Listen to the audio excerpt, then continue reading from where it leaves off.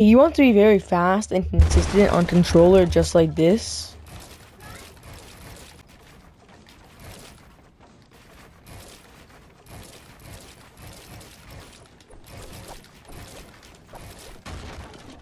So if you do, you came to the right place, because I'm going to be showing you the best binds for controller and on console. In my most viewed video that got a lot of views, I showed you the best settings, but I didn't really go full in-depth in the binds. So I have my touchpad to edit, which means I play left-hand claw, which is really good, but you should definitely, I did a mistake that most people will make that I wish I didn't. You need to learn right-hand claw. Right-hand claw is better because it's easier to edit and stuff. And also right-hand claw, you use more buttons. And if you're not going to get a controller with paddles, learn right-hand claw, not left-hand claw. Left-hand claw players are a lot faster than me, and they're just a lot better because they have more buttons to press, like their build mode and their pickaxe. With my left-hand claw, all I press is my touchpad, which is my edit button. Is confirming your edits with R2. This is my gameplay with confirming my edits with R2.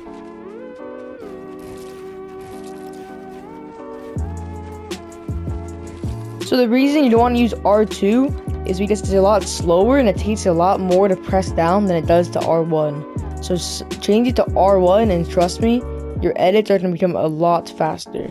Another thing that you're going to want to change is your edit bind. So a lot of people make the mistake of using L3 to edit, which isn't good for your movement because it's just a lot harder to move. And if you don't have a controller that has paddles, change your edit bind to, I say, touchpad or triangle if you're learning right-hand claw.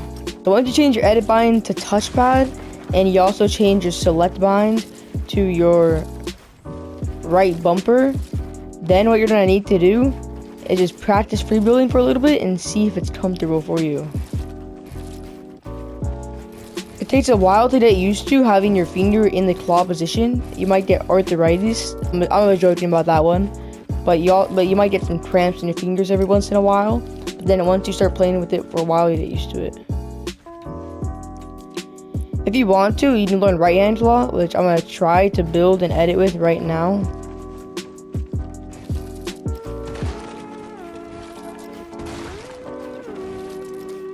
It's just I'm not used to right-hand claw, which is the reason why I'm not so good at it. But trust me, if you learn right-hand claw, you can be a lot better than I am.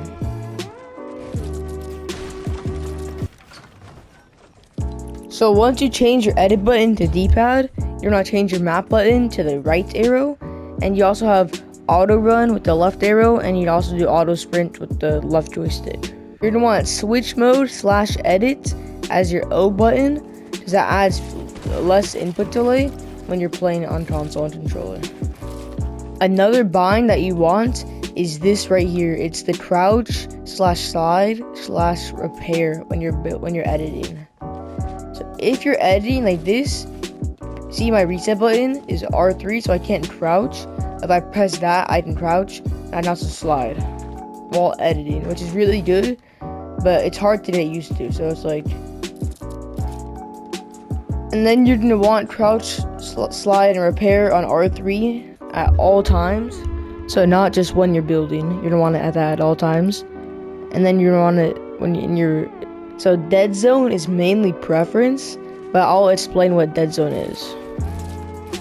So basically your dead zone is how far you can move your controller before it does the inputs in game.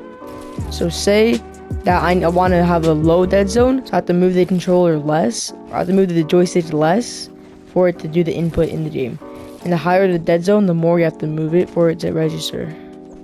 And you can change your reset button to whatever you want. It's mainly preference, but fast resets are good on controller, because if you have them botched up, so let's say they're botched up under the cone like that, then you can do this little trick, stand right here, then reset it quickly to shoot them, and then after that you just win the fight.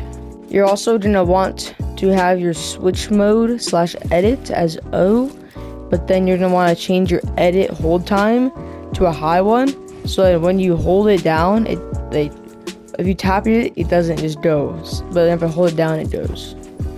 Because then if you have it the hold down time, it doesn't affect the actual edit button. So when you press the edit button, it's just going to edit right away.